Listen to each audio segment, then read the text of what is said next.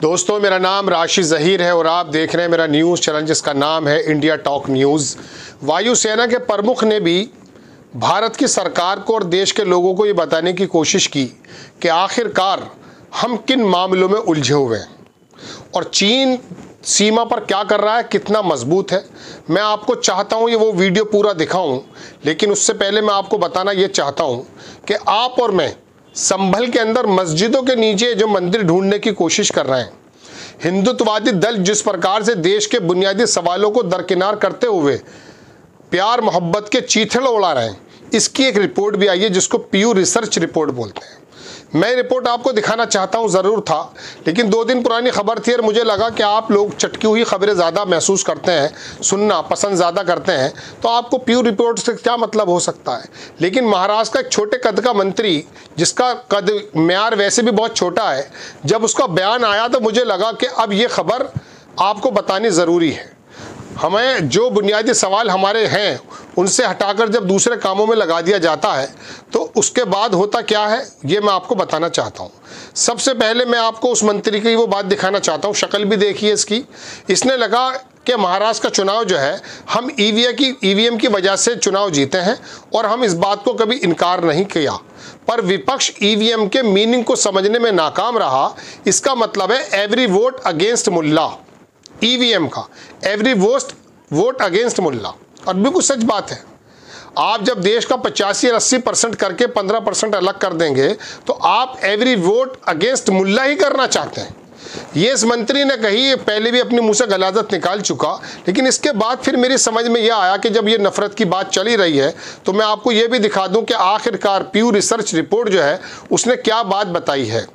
आपको दोस्तों दिखाना चाहता हूं, पीयू रिसर्च रिपोर्ट में कहा गया कि भारत के अंदर जातीय और धार्मिक एतबार से जो भेदभाव बढ़ा दिया गया है उसकी लिमिट बहुत ज़्यादा हो चुकी है। 70% से ज़्यादा लोगों ने इस बात के इम्कानात जाहिर किए कि वाकई देश के अंदर जातीय जो भेदभाव है वो ज़्यादा है। आप देखें, आपकी स्क्रीन पर मैं तस्वीर लगाता हूँ कि देश में जातिगत धार्मिक भेदभाव कितना गहरा। 35-36 देशों के अंदर भारत में सबसे ज़्यादा जातीय और धार्मिक भेदभाव हो चुका है। ये इस तरह के नेता जो मैं बता रहा हूँ ना कि नफरत पैदा करते हैं, तब जाकर के ये कंडीशन पैदा होती है। 70% लोगों का कहना यह है कि ये जो जातीय भेदभाव है कि हीज़ा मुस्लिम, हीज़ा हिंदू, हीज़ा जैन, ये ज़्यादा नुकसानदायक है और चीन इस बातों से निकल चुका है। यही वजह है दोस्तों कि ये नफरतें बढ़ा रहे हैं। अब हम क्या कर रहे हैं, हम ये कर रहे हैं कि बराबर ऐसे ऐसे दल पैदा हो चुके हैं जो मस्जिदों के नीचे, ये हज़ारों मस्जिदें, हज़ारों मंदिर खाली पड़े, उसको ये नहीं भरेंगे, लेकिन ये जा कर के नया नया काम करेंगे। और योगी आदित्यनाथ जी का मैं वीडियो देख रहा था कल या परसों, वो कह रहे थे 1-1 इंच जगह वापस लेंगे। पूरी देश आपका है साहब, आप हाकिम हैं, इस समय वक्त के हाकिम हैं, सब कुछ ले लीजिए। जो मुसलमान कन्वर्टेड हुए हैं शुद्धिकरण के जरिए, उनको वापस ले लीजिए। कभी कोई अजमेर पहुंच जाता, कभी कोई और पहुंच जाता है। आप मालिक हैं, ले सकते हैं, आपके पास ताकत है।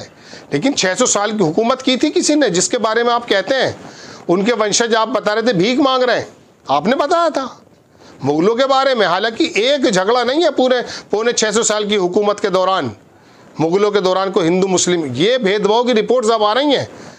पाकिस्तान, रवांडा, श्रीलंका, क्या हालात उनके हो चुके हैं जिन्होंने धार्मिक उन्मादिता के मद्देनज़र अपने देश का बेड़ा गर्क कर लिया है। ये लोग कहाँ लेकर जाएंगे। और ऐसी स्थिति में जब, ये मैं आपको दिखाना चाहता हूँ दूसरी स्क्रीन, ये है वो वायुसेना के प्रमुख।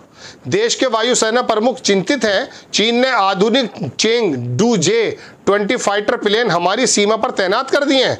साथ ही उसने 6th जनरेशन स्टेल्थ फाइटर, 6ठी जनरेशन का एक फाइटर प्लेन बना लेने का दावा किया, जबकि हमारे तेजस मार्क A1 फर्स्ट ए के लिए अमेरिका से इंजन अभी आने में देर हो रही है। कई साल का मसला चल रहा है, इंजन भी हमें वहां से चाहिए अमेरिका से, जो उससे ताल्लुकात बनाने पड़ रहे हैं। हमारे विदेश मंत्री को बार बार दौरे करने पड़ रहे हैं।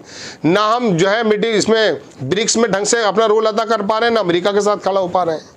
हालात दोस्तों जो बुनियादी सवालों के हैं कि देश की अर्थव्यवस्था जो 7.2 इन्होंने बताई थी वो 5.4 आई है। नौकरियों के हालात ख़त्म है, मार्केटिंग ख़त्म होती जा रही है, मैन्युफैक्चरिंग ख़त्म होती जा रही है। उस तरफ से हटा करके संभल की मस्जिद के नीचे डाल दिया है आपको कि कुआं तो हमारा है।